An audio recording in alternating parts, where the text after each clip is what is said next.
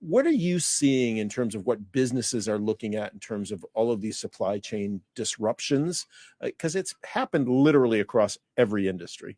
Well, I mean, Malaysians' ban on chicken exports could backfire on them, right? Because this was an action that was done, right, because of domestic politics and the policymakers' perceived need to show the public in Malaysia that they're doing something to address the rising prices of chicken in Malaysia, right? And as you said, why are chicken prices going up?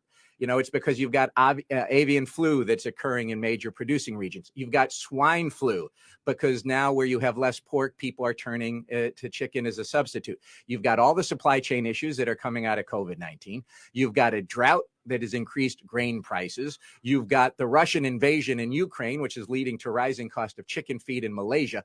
So, of course, the Malaysian government can't control any of that, but they want to be seen that they're doing something. So they ban the export of chickens.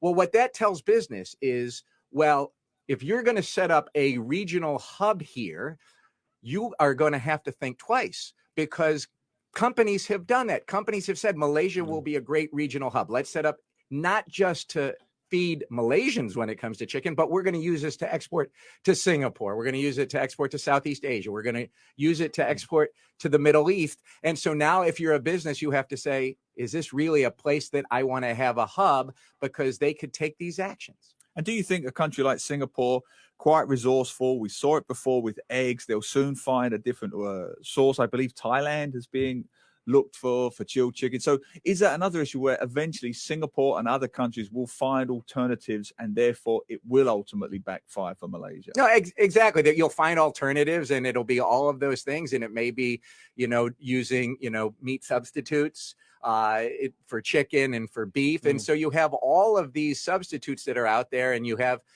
reading in the Singapore paper, right? People saying, I refuse to have frozen chicken coming in from Brazil. I only want the fresh chicken coming in from Malaysia. Well, maybe that will change. And so what's going to happen is that you might have a short-term political gain in Malaysia or any country where you do these types of bans.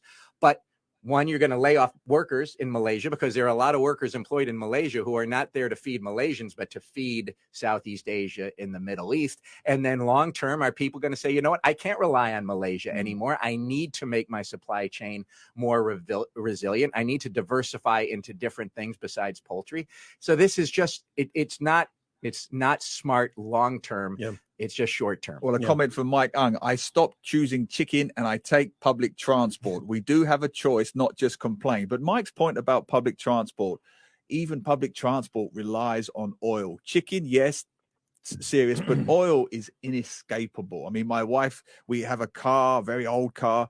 It usually costs about $70-ish to fill the whole tank. It's a small fuel efficient car. It's now over 100.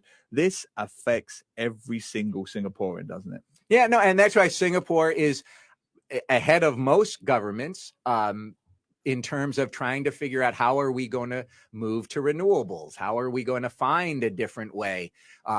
Because the shocks that we're seeing on oil from, Russia and what's happening in Ukraine and the bans there, and then all of the other capacity issues and the prices going up. There's nothing governments can do about that. I mean, it's not like Malaysia where they've made a conscious decision to say we're going to ban chickens. There's nothing Singapore is going to be able to do in the short term or even the medium term about rising oil prices, other than you've got to invest more in public transportation. You're going to have to invest in the EV infrastructure. You're going to have to invest in solar and as many other renewables as you can in Singapore. And look, Singapore is not going to have nuclear power.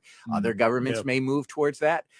But that's what's driving all of this. So all of these ESG issues, right? And the intersection, or as I used to say, the intersection of geopolitics and business now is just getting more and more intense.